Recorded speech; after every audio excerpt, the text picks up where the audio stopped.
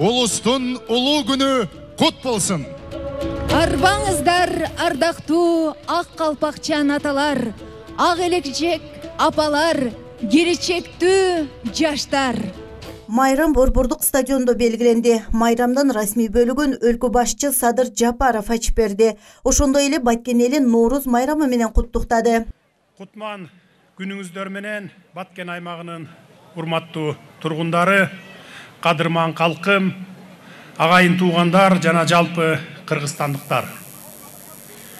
Бүгүнкү Ноорузду өрүк зарлуу Баткен жергесинде тосуп жатып, элибиздин жыл ажыратып, жаңы күндүн башталышы катары белгилеп келген улуу майрамы менен жалпыңыздарды куттуктаймын.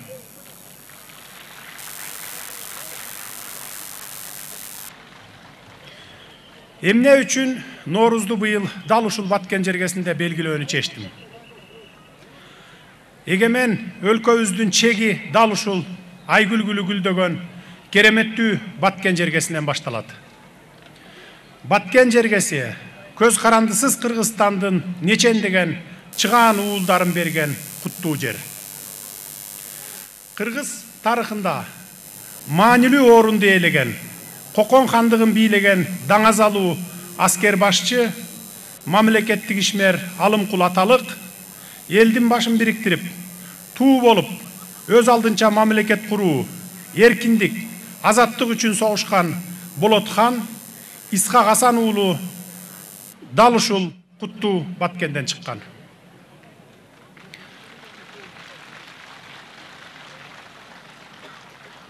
Андан берки мамлекет түптөөчүлөрдүн сап башында турган Абдыкадыр Орозбековду, ошол эле мамлекет түптөөчүлөрдүн кийинки муунунун алдыңкы өкүлү Мурат Салиховду кимдер билбейт. Ал эми өз маалынын өтө билимдүү жазгыч акыны Молдо Нияз, бүгүнкү күндө кыргыз көркөм искусствосуна эбегейсиз салым кошкон кыргыз эл баатыры Тургунбай Садыков, кыргыз адабиятында өзгөчө орунду ээлеген кайталангыс сүреткер Мурза Капаров жана башка көптөгөн таланттуу инсандардын киндик кан тамган жери Баткен.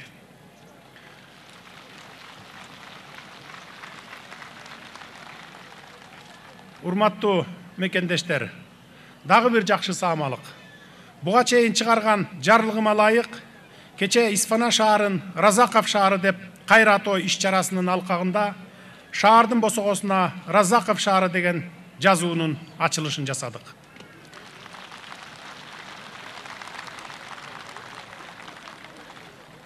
Баткендиктердин Нооруз майрамына кошумча болгон бул саамалык менен жалпы кыргызстандыктарды куттуктап кетейин. Бүгүнкү күндө Исхак атабыздын ташка тамга баскандай, көкүрөгүбүзгө кыттай уюган «Мен таза болсом, сен таза болсоң, коом да таза болот» деген сөзү мекенге ак ниет кызмат кылуунун урааны болуп калды. Исфана шаарын Разаков шаары деп кайра атоо жарандарды руханий адептик тарбиялоону сапаттык деңгээлге көтөрүүгө, өлкөбүздүн бүтүндүгүн, элибиздин биримдигин бекемдөөгө чоң түрткү болоруна мен бекем ишенемин. Эми биздин милдет жогоруда саналып өткөн ата-бабаларыбыздын биз үчүн, келечек муун үчүн жасап кеткен улуу иштерин унутта калтырбай, учугун улап кетүү бул мойнубузда турган улуу парыз. Урматтуу мекендештер, Сымап, Сурма кендери менен башка областтардан айырмаланган касиеттүү Баткен жеринде туруп, бул аймактын суу ресурсунун, айыл чарбасынын, газ, мунай тармактарынын келечеги кең экендигине токтолбой кое албайт экенсиң. Айтылуу Баткен өрүгү менен гилас баштаган мөмө жемиштери өзүнчө брендке айланып, экспортко чыгып, дайыны далайга кетсе, СССР маалынан эле белгилүү эң жогорку калориядагы сүлүктүү көмүргени, арка, Бүргөндү массивиндеги газ, мунай кору эмне деген байлык. Ошентип, жалпы республиканын өндүрүш комплексинде Баткен обласынын экономикасы маанилүү орунду ээлеп, чоң потенциалга ээ. Мына ушундай өлкө чеги башталган жерде жайгашкан зор потенциалга ээ аймакты өзүнчө облус кылып түзүү иштери өз маалындагы эң туура чечимдердин бири болгон. Тилекке каршы башталган кадам андан ары ташталбай, облус макамындагы аймакка анчейин көңүл бурулбай келгени албетте өкүндүрөт. Буга чейин чечилбей, бийликтен бийликке көйгөйлүү мурас болуп кала берген чек ара маселесинде чыр-чатактар куралдуу жаңжалга айланып, кейиштүү окуялар да болуп кетти. Майрам күнү айтылбай турган сөз эле, бирок бул ачуу чындык. Биз, Кудай буюрса, мындай көрүнүштү кийинки муундарга калтырбайбыз.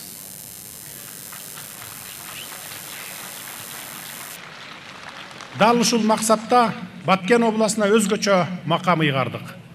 Бул аймакты өнүктүрүүнү күн тартибиндеги башкы маселеге айланттык. Баткен облусуна берилген макамдын алкагында конкреттүү программа иштелип чыгып, анда белгиленген тапшырмалар өз ыраты менен аткарылууда. Ошентип, бүгүнкү күндө бийлик башындагылардын көңүлү толугу менен Баткен жергесине бурулду. Баткен гүлдөсө, жалпы өлкө гүлдөйт. Баткен өнүксө, жалпы өлкө өнүгөт. Мына ушул максатта, урматтуу баткендик туугандар, Норуз майрамынын шаңдуу маанайын, анда айтылган каалоо тилектерди сиздер менен бөлүшкөнү келип отурамын. Урматтуу жалпы кыргызстандыктар, табият менен төп келишип, күн менен түн тогошуп, жаңылануунун белгиси болгон бул майрамда мамлекетибизди өнүктүрүү үчүн алдыга койгон асыл максаттарыбыздын, конкреттүү иш пландарыбыздын ишке ашуусун тилек кылалы. Акыркы күндөрдө эл аралык жагдай жана дүйнөлүк рыноктогу кырдаал, аны менен коштолуп өлкөдө баалардын өсүшү болуп жаткандыгына кабатырланып жаткан жарандарыбыз дагы бар. Жагдайга жараша министрлер кабинетинин каатчылыкка каршы иш-чаралар планында экономикалык потенциалыбызды сактап калууга аракет жумшалууда. Буга чейин айтып келгенибиздей, өлкө экономикасына чоң маани берип, аны алга жылдыруучу күч болгон ишкерликти жолго коюу аракетиндебиз. Ошону менен бирге негизги басымды айыл чарбасына жасап, эгин эгип, жалпы эле айыл чарба продуктыларын өндүрүү менен аларды кайра иштетүүгө өзгөчө көңүл бурулуп жаткандыгын айта кетейин. Эл ичинде бекем ынтымак болуп, бир муштумдай түйүлүп, бир максатты көздөгөн болсок, дүйнө эли менен кошо бул каатчылыкты дагы артта калтырабыз. Урматтуу калайык калк, жанданып келе жаткан жаратылыш менен эмгекчил дыйкандын ажырагыс биримдигин туюнткан Норуз майрамында түшүмдүүлүктүн мол болушун тилеп, кош айдап, үрөн сепкен баба дыйкандай ар бирибиз жаңы дем, жаңы кайрат, жаңы күч менен мээнет кылалы. Кайсы гана тармакта болбосун талбай эмгектенип, алдыга койгон иш пландарыбыз жүзөгө ашсын, натыйжасын, жемишин берсин деп тилек кылалы. Бул күндө жаратылышта гана жаңылануу болбостон, ар бирибиздин жүрөгүбүздө, ички дүйнөбүздө жаңылануу болот деп жакшыга жоруйлуу ниет бейилибизди түздөйлү. Эски дебей, байыркы нарк насилибизди сыйлап, майрамдап келген жаңы жылда элибиз менен чогуу андан аман, айдан аман, жылдан эсен чыгалы. Жылыбыз биримдиктин, достуктун, экономикалык өсүп өнүгүүнүн, ийгиликтердин, ар тараптуу жетишкендиктердин жылы болсун. Күн менен түн теңелген кездеги көктөм майрамы, Норуз майрамыңыздар кут болсун. Кудай кут береке берсин. Бар болуңуздар.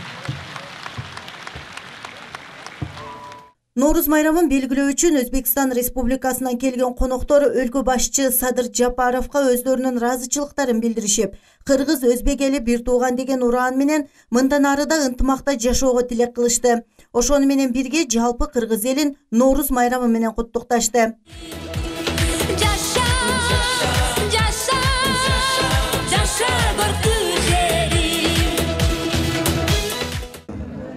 qondosh, qadrdon bo'lgan qirg'iz xalqimizda ham mana bugun Navro'z bayrami qutlanyapti ekan. Biz juda ham mamnunmiz bizdan. Batkent viloyat rahbarlari tomonidan taklifi bilan biz mana delegatsiya bo'lib Farg'ona tumanidan, Quvasoy shahridan delegatsiya bo'lib kelganmiz. Juda ham chiroyli tadbirlar o'tyapti. Biz qoyil qoldik. Mana ayniqsa Qirg'iziston Respublikasi prezidenti ishtirok etib o'zlari tabrikladilar. Biz boshimiz osmonga yetdi. Biz o'zimiz mana O'zbekiston xalqi nomidan Qirg'iziston xalqiga Navro'z bayramini tabriklayman. Iloyim davlatlarimiz o'rtasidagi hamkorlik hech qachon to'xtamasin. Avvalambor prezidentlarimizga rahmat. Shu ikkala prezidentimizni sa'y-harakatlari bilan mana hozir hech qanaqa muammolar yo'q. Ikkita xalq, ikkita qadrdon xalq, qarindosh bo'lib ketgan xalqlar o'rtasida hamkorliklar rivojlanib boryapti. Biz bundan juda ham mamnunmiz. Улустун улуу күнү Ноорuz майрамына Борбор кала, Бишкектен жана республика аймагынан келген өнөрпоздор элге майрамдык маанай тартуулашты. Жаркырап күлүп турган, жайнаган көздөр менен жолуксак кандай жакшы, жолуккан кандай жакшы. Бүгүн кыргыз эл үчүн чоң майрам болуп жатат. Айрыкча Баткен жергесинде биздин президентибиз Садыр Нуркожоевич баш болгон жоон топ меймандар жана 100ге жакын артисттер, чыгармачыл адамдар катышкан чоң программадагы концертти бүгүн биз Баткен элибиздин, Баткен калкыбызга тартуулап, азыр көңүлүбүз маанайыбыз жогору болуп отурат. Себеби Баткен биздин дайыма жүрөгүбүздө, айрыкча акыркы окуялардан кийин Баткен бол кетсе жүрөгүбүз сол кетип, ар дайым ушу Баткенде кандай экен деп бияка тынчсызданып турабыз. Мына ошондуктан биз ушул жолкуда бүт ырчылар бир да жок дебестен биз Баткенге барып ырдап келели деп өз ыктыярлары менен, чын жүрөктөрү менен келишти. Мына Кудайга шүгүр, сонун кылып концертибизди өткөрдүк. Эми учурдан пайдаланып бүгүнкү ушу Ноорuz майрамыбыз менен бүт биринчиден ушу Баткен жергесиндеги биздин мекендештерибизди, биздин бир туугандарды чын жүрөктөн майрам менен куттуктап кетейин. Ошол эле учурда жалпы кыргызстандыктарды бүгүнкү Ноорuz майрамы менен куттуктайын. Ылайым дайым асманыбыз ачык болсун, жерибизде тынчтык болсун, элибизде ынтымакчылык болсун, эч качан жамандык көрбөй, ушул баягы жүрөк өйгөн маселелердин баары артта калып, жакшынакай мамлекетти курганы, өнүккөн мамлекетти курган күндөрдү Аллахым насип этсин. Дагы бир жолу майрамыңыздар менен чын жүрөктөн куттуктаймын. Негизи бүгүнкү мындай салтанаттуу майрам эң сонун деңгээлде өттү. Мындай уюштурулган концерттер, мындай представление негизи Бишкекте өтчү эле. Бүгүн ошонун баардыгы Баткен шаарына келип, абдан элдин сүйүнүп, кубанып отурганын көрүп, мен деле сүйүндүм. Бүгүнкү Ноорuz майрамыбыз куттуу болсун. Элибизде, жерибизде аманчылык, тынччылык болсун. Негизгиси ошол Баткен облусунда, Баткен жергесинде тынччылык болсун, чек ара тынч болсун. Жылыбыз берекелүү, түшүмдүү, сонун тынч жыл болсун. Расмий бөлүк аяктаган соң майрам концерттик программа менен улантылды. Сабира Абдисаматова, Абдуламит Абдуманнап уулу, Алтын бешик жаңылыктары.